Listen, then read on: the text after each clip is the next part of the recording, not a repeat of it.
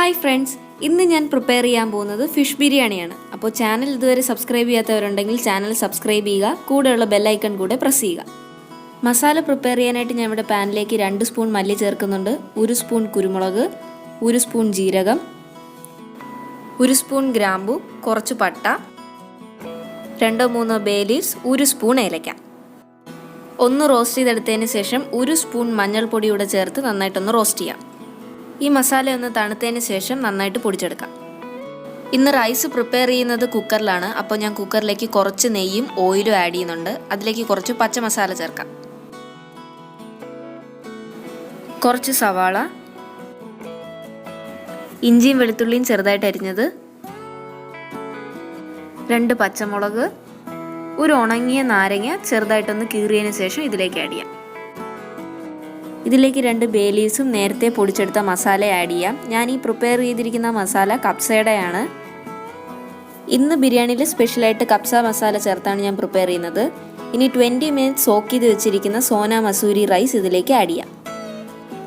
ഇനി റൈസ് നന്നായിട്ടൊന്ന് സോട്ട് ചെയ്ത് ഫ്രൈ ചെയ്തെടുക്കാം.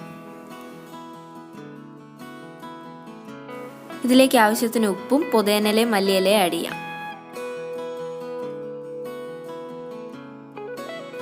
ഇവിടെ ഈ ഒരു കപ്പിന് ഞാൻ 5 കപ്പ് അരിയാണ് എടുത്തിരിക്കുന്നത്. 1 കപ്പ് അരിക്ക് 1.5 തൊട്ട് 1.25 കപ്പ് വരെ വെള്ളം നമുക്ക് ആഡ് ചെയ്യാം. കുക്കറിലേക്ക് വെള്ളം ആഡ് ചെയ്യുമ്പോഴത്തേക്കും അരിനേക്കാളും 1 ഇഞ്ച് മുകളിലായിട്ടാണ് വേണം നമ്മൾ വെള്ളം ഒഴിക്കാൻ. കുറച്ച് നെയ്യൂടെ ആഡ് ചെയ്യാം. ഇവിടെ ഞാൻ ചൂടുവെള്ളമാണ് റൈസിലേക്ക് ആഡ് ചെയ്തത്. ഇനി 2 വിസിൽ നമുക്ക് അരി വേവിച്ചെടുക്കാം. ബിരിയാണി പ്രിപ്പയർ ചെയ്യാൻ ഞാനിവിടെ നെയ്മീനാണ് എടുത്തിരിക്കുന്നത്. മാരിനേറ്റ് ചെയ്യാനായിട്ട് കുറച്ച് മഞ്ഞൾ, 1 സ്പൂൺ കുരുമുളക്, 1/4 സ്പൂൺ ഉലുവ, കുറച്ച് നാരങ്ങാ നീര്, 1 സ്പൂൺ തൈര്, ആവശ്യത്തിന് ഉപ്പ് ചേർത്തതിന് ശേഷം ഒന്ന് മിക്സ് ചെയ്യാം. ഇതിലേക്ക് കുറച്ച് ഗരം മസാല, ചോപ്പ് ചെയ്ത മല്ലിയിലയും പുതിനയിലയും, കുറച്ച് ജിഞ്ചർ ഗാർലിക് പേസ്റ്റ്. ഇനി ഇതൊരു 1/2 അവർ നമുക്ക് മാരിനേറ്റ് ചെയ്യാൻ വെക്കാം. ഒരു ജാറിലേക്ക് 10 ചെറുള്ളി, കുറച്ച് ഇഞ്ചിയും വെളുത്തുള്ളിയും 3 പച്ചമുളകും ചേർത്തൊന്ന് ക്രഷ് ചെയ്തെടുക്കാം. മാരിനേറ്റ് ചെയ്ത ഫിഷ് ഒന്ന് ഷാലോ ഫ്രൈ ചെയ്തെടുക്കാം.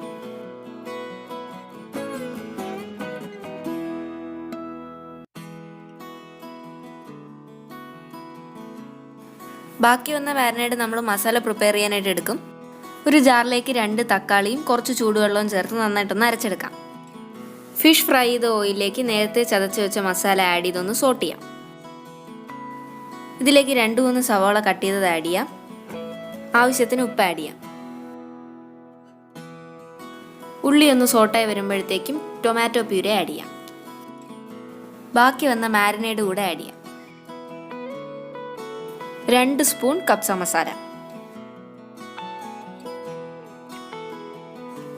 2-3 സ്പൂൺ തൈര്.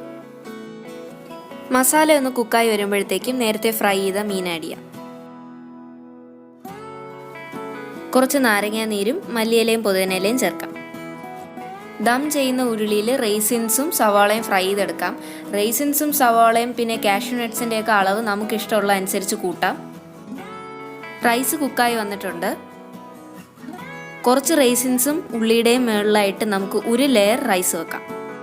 ഇതിൻ്റെ മുകളിലായിട്ട് ഫിഷ് മസാല നിരത്താം. കുറച്ച് ഉള്ളിയും റൈസിൻസും ആഡ് ചെയ്തതിന് ശേഷം ഇതേപോലെ നമുക്ക് ലെയർ ആക്കി എടുക്കാം.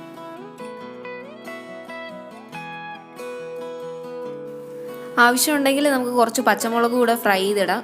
ഫ്രൈ ചെയ്യുമ്പോൾ നമ്മൾ സ്ലിറ്റ് ഇട്ടിട്ട് വേണം പച്ചമുളക് ഫ്രൈ ചെയ്യാൻ. കുറച്ച് മല്ലിയിലയും പുതിനയിലയും ആഡ് ചെയ്യാം. ഇതിൻ്റെ മുകളിലായിട്ട് കുറച്ച് നെയ്യും ഗരം മസാലയും കൂടെ ചേർക്കാം. ഉരുളി അടച്ചതിന് ശേഷം മുകളിലൊരു വെയിറ്റ് വെച്ച് ഒരു 5 to 10 മിനിറ്റ്സ് ദം ചെയ്തെടുക്കാം. ലോ ഫ്ലെയിമിൽ വേണം ദം ചെയ്യാൻ. അങ്ങനെ നമ്മുടെ ഫിഷ് ബിരിയാണി അടിപൊളിയായിട്ട് ദമ്മായി കിട്ടിയിട്ടുണ്ട്. ഇവിടെ ഞാൻ വേറെ മസാലേസ് ഒന്നും ചേർത്തിട്ടില്ല. ആകെ കപ്സ മസാലയാണ് ഞാൻ ഇവിടെ ചേർത്തിരിക്കുന്നത്. ഫിഷ് ബിരിയാണിയിലേക്ക് കപ്സ മസാല ചേർക്കുമ്പോൾ ഒരു വെറൈറ്റി ടേസ്റ്റാണ് വരുന്നത്.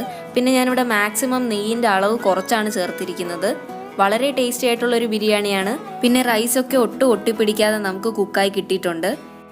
സാലഡും പപ്പടവും അച്ചാറൊക്കെ കൂട്ടി കഴിക്കാൻ വളരെ ടേസ്റ്റിയാണ്. അപ്പോൾ എല്ലാവരും വീട്ടിൽ ഈ ബിരിയാണി പ്രിപ്പയർ ചെയ്ത് നോക്കുക. വീഡിയോ ഇഷ്ടപ്പെടുകയാണെങ്കിൽ ലൈക്ക് ചെയ്യുക, ഷെയർ ചെയ്യുക, സബ്സ്ക്രൈബ് ചെയ്യാൻ ആരും മറക്കരുത്.